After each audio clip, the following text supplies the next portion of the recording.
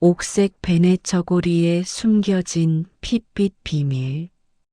제 금쪽 같은 아들을 죽인 악마를 저는 오늘 제 손으로 고소하려 합니다. 3년 전 하나뿐인 아들 진우가 영안실 차디찬 침대에 누워 있을 때만 해도 제 세상은 빛 한 줄기 들지 않는 무덤 속이었습니다. 32, 의사 가운을 입고 환하게 웃던 내 아들. 계단에서 발을 헛디뎌 떨어졌다는 며느리. 수진의 절규 앞에서 저는 단 한순간도 의심이라는 걸 품어본 적이 없었습니다. 그런데 며칠 전이었습니다. 며느리 집 앞을 지나다 쓰레기 봉투 위로 삐져나온 낯익은 천 조각 하나가 눈에 들어왔습니다. 민지가 태어날 때 제가 침침한 눈을 비벼가며 한 땀 한 땀 정성을 쏟아부었던 그 옥색 담요와 베네처골이었습니다. 너 지금 이걸 버리는 거냐? 내 손때가, 내 기도가 스며 있는 이 베네처고리를. 어머니. 낡아서 퀴퀴한 냄새도 나고 꼴도 보기 싫잖아요. 민지한테 비싼 새 옷 사주면 그만이죠, 뭐. 그 순간 스쳐 지나간 수진의 눈빛. 얼음장처럼 싸늘한 그 시선을 본 순간 뒷덜미에서 등줄기까지 소름이 타고 올라왔습니다.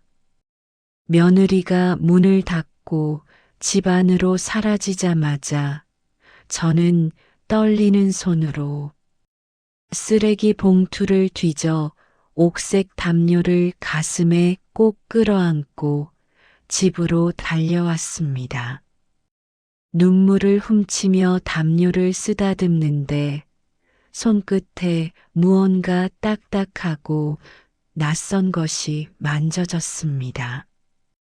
떨리는 손으로 안감을 뜯어보니 거기에는 검은색 휴대폰 하나가 숨겨져 있었습니다. 이게 왜 여기에? 수진아, 너 대체 무슨 끔찍한 비밀을 숨긴 거니? 그 휴대폰은 지옥으로 통하는 문이었습니다. 아들이 살아 숨쉬던 그때 며느리가 낯선 남자와 찍은 부끄러운 사진들. 차마 눈을 뜨고는 볼 수 없는 나체의 사진들. 그리고 그보다 더 끔찍한 저주받은 대화 내용들이 쏟아져 나왔습니다. 남편이 눈치가 빨라졌어. 그냥 사고로 죽어버렸으면 좋겠어. 걱정 마. 계단은 위험한 곳이잖아.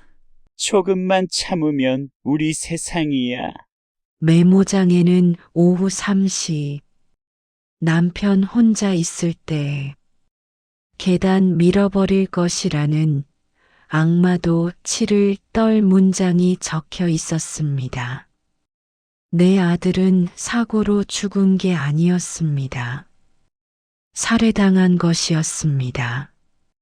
그날 밤 저는 가슴을 쥐어뜯으며 눈물로 베개를 적셨습니다. 그리고 결심했습니다. 내 아들의 피 묻은 보험금으로 웃음 짓는 저 여자를 절대로 이대로 놔둘 수 없다고 평생지기 영순에게 전화를 걸었습니다. 영순아, 내 아들 진우 전현이 죽였어. 내가 직접 확인해야겠어. 내가 좀 도와줘. 며느리 집에 들이닥쳤습니다. 영순이가 안방을 뒤지는 동안 저는 수진의 눈을 똑바로 쳐다보며 날카롭게 물었습니다. 수진아, 민지, 내가 배 아파 낳은 자식 맞니? 내 뱃속에서 10달을 품었던 거 맞냐고. 어머니, 망령이라도 드신 거예요? 그게 대체 무슨 해괴한 소리람? 천연덕스러운 연기였습니다.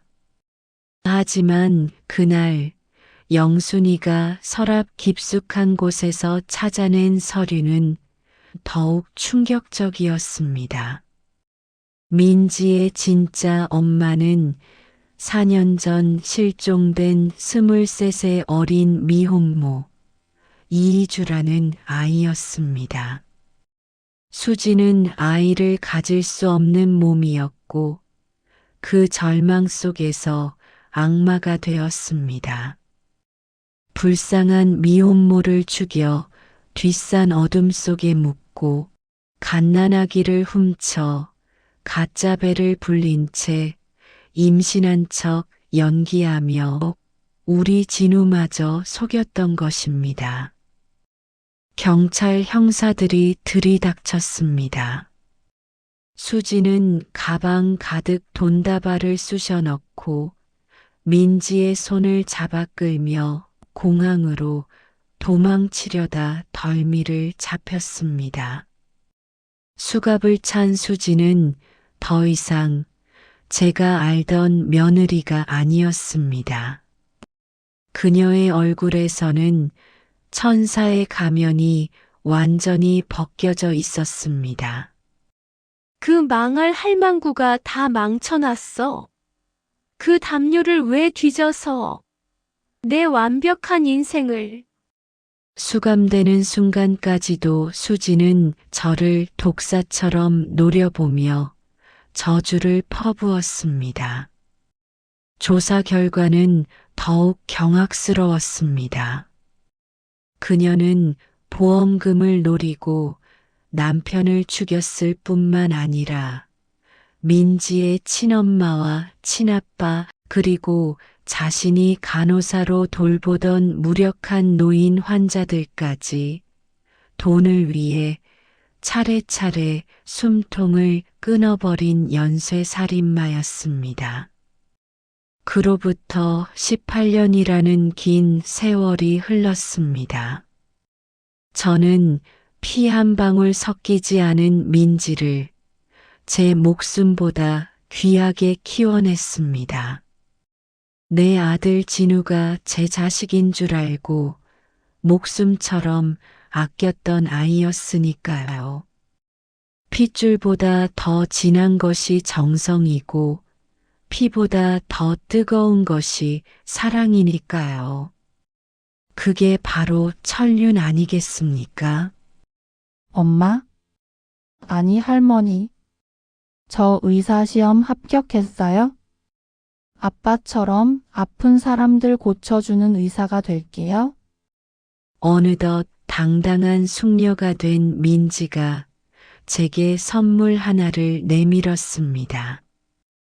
옥빛 비단 종이에 정성스럽게 쌓인 선물.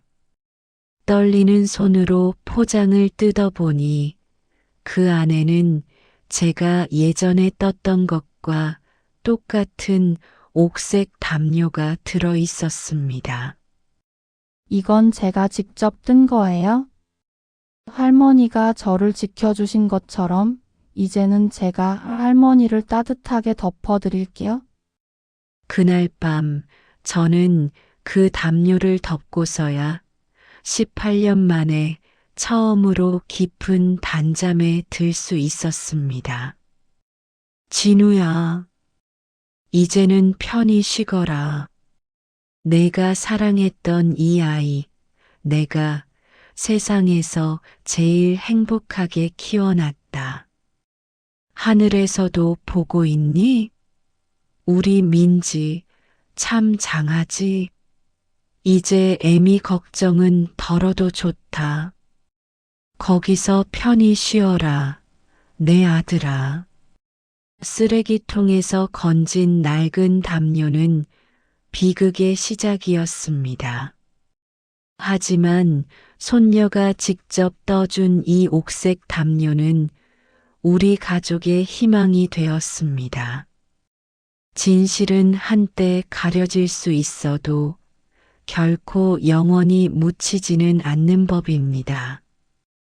오늘 밤 곁에 있는 가족의 손을 한 번 더 꼭 잡아주세요.